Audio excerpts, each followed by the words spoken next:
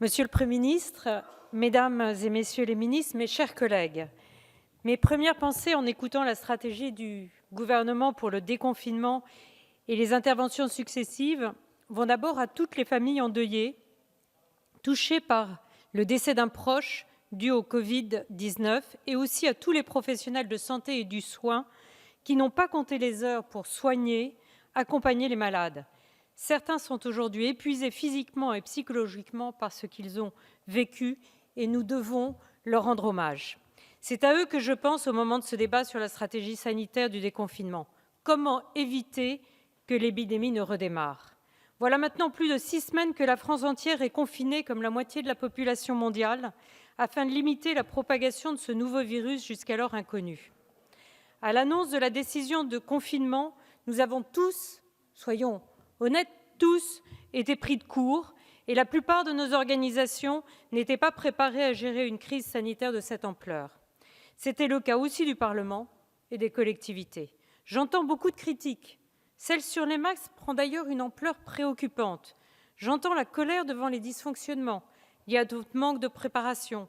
J'entends aussi la peine de ceux qui ont perdu un proche dans une maison de retraite ou dans un hôpital sans même pouvoir leur dire au revoir. Je les comprends, car la privation de liberté et le manque d'humanité qu'imposent les mesures de confinement sont difficiles à vivre.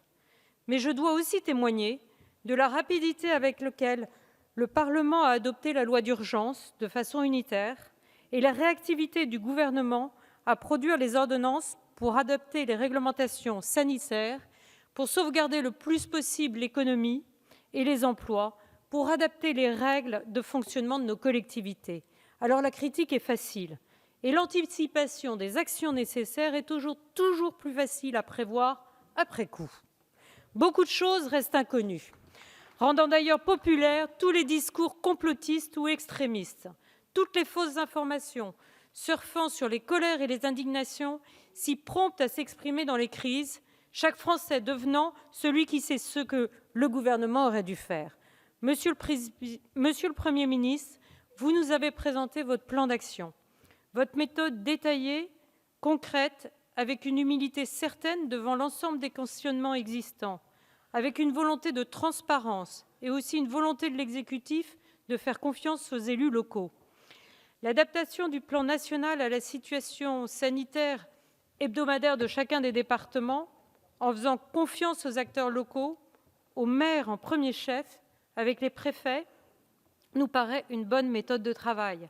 Les députés Agir ont conscience qu'il faut déconfiner. On ne peut pas continuer à rester confinés au risque que les Français deviennent fous à voir leur liberté ainsi bridée et ruinés à subir les effets dévastateurs de cette crise sur notre économie.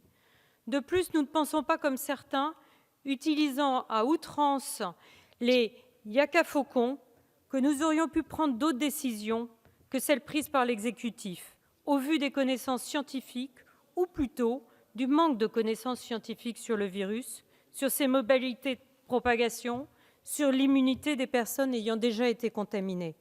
Vos stratégies pour permettre à notre nation de sortir du confinement reposent sur le triptyque « protéger, tester, isoler la population ». C'est à cette aune que les décisions locales devront être prises.